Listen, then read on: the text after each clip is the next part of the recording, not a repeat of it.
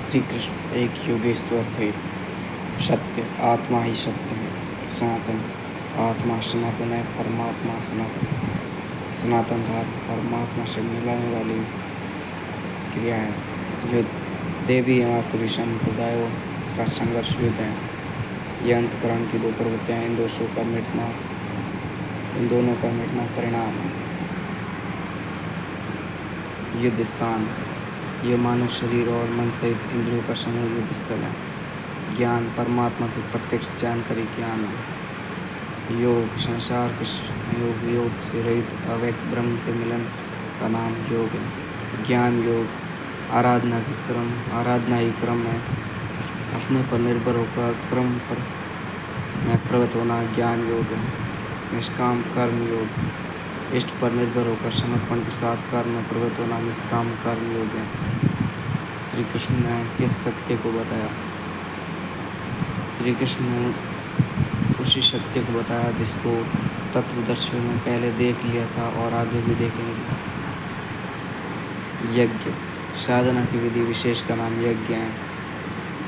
कर्म यज्ञ को कार्य रूप देना एक कर्म है। वर्ण आराधना की एक विधि है जिसका नाम कर्म है। इसको 4 श्रेणियों में बांटा है, वही 4 वर्ण है। यह एक ही साधक का ऊंचा नीचा स्तर है, न कि जाति।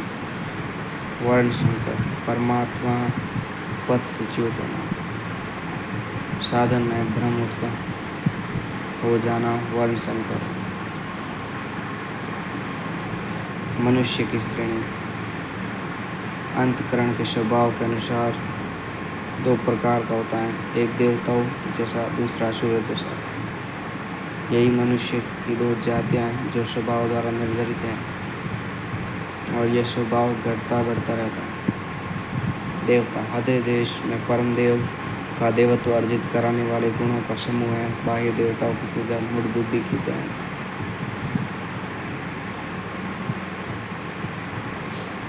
बाह्य देवताओं की पूजा मूढ़ बुद्धि की देन है।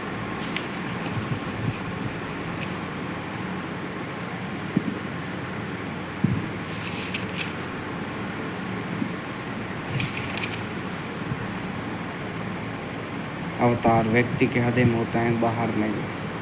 विराट दर्शन योगी के हृदय में ईश्वर के द्वारा दी गई अनुभूति है। भगवान साधक में दृष्टि बनकर खड़े हो तभी दिखाई पड़ते हैं। पूजनीय देव इष्ट एकमात्र परात्पर ब्रह्म ही पूजनीय देव है। उसे खोजने के स्थान हृदय देश है। उसकी प्राप्ति का स्रोत उसी अव्यक्त स्वरूप में स्थित प्राप्ति वाले महापुरुष के द्वारा है। अब इनमें से योगेश्वर श्री कृष्ण का स्वरूप समझने के लिए अध्याय 3 तक आपको पढ़ना होगा और अध्याय 13 तक आप स्पष्ट समझने लगेंगे कि श्री कृष्ण योगी थे। अध्याय 2 से ही सत्य निकल जाएगा।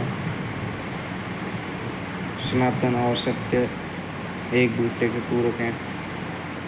यह अध्याय 2 से ही स्पष्ट होगा।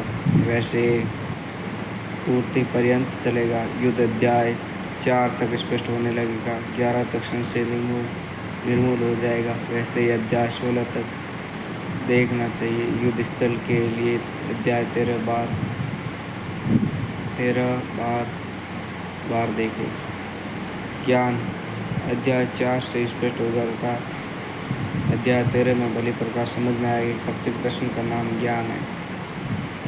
योग अध्याय 6 तक आप समझ सकेंगे। वैसे पूर्ति पर्यंत योग के विभिन्न अंशों की परिभाषा है।